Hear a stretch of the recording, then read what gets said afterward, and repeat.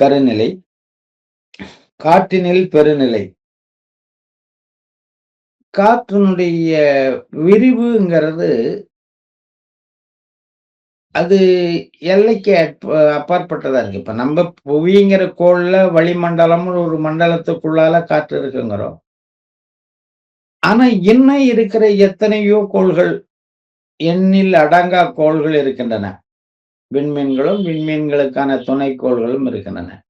எல்லா இடத்திலயுமே வெளிய இருக்கிறதுக்கு வழி இருக்கிறதுக்கான வாய்ப்பு இருக்கு. வழி இருக்கு. காற்று இருக்கு.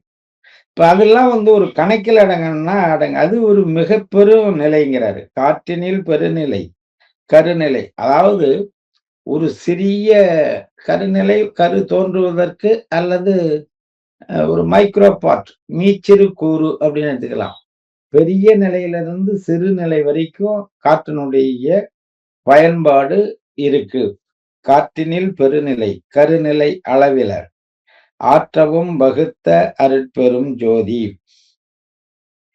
காற்றிடை ஈரியல் காட்டி அதில் பற்பல ஆற்றவும் வகுத்த அருட்பெரும் ஜோதி. காற்றிடை ஈரியல் காட்டி அதில் பற்பல ஆற்றவும் வகுத்த அருட்பெரும் ஜோதி.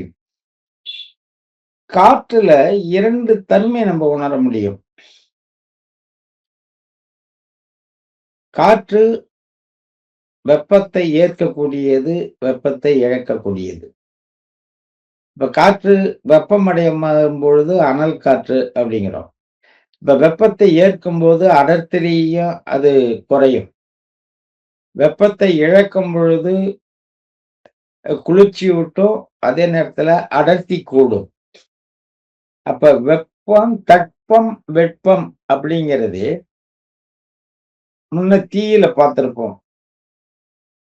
ஆனா அந்த தட்பமும், வெப்பமும் நாம உணர்றது காற்றால உணர்றோம். காற்றே அந்த தட்பமாவும், வெப்பமாவும் மாறுது. அப்ப குளிர்ந்த காற்றாகவும், வெப்பமான காற்றாகவும் அந்த இருதன்மை வெப்பத்தை ஏற்று வெப்பமான காற்றாகவும், வெப்பத்தை விட்டு குளிர்ந்த காற்றாகவும் மாறக்கூடிய தன்மை, அந்த இருதன்மை காற்றுக்கு இருக்கு. காற்றிடை ஈரியல் காட்டி அதிற் பற்பல ஆற்றவும் வகுத்த அருட்பெரும் ஜோதி.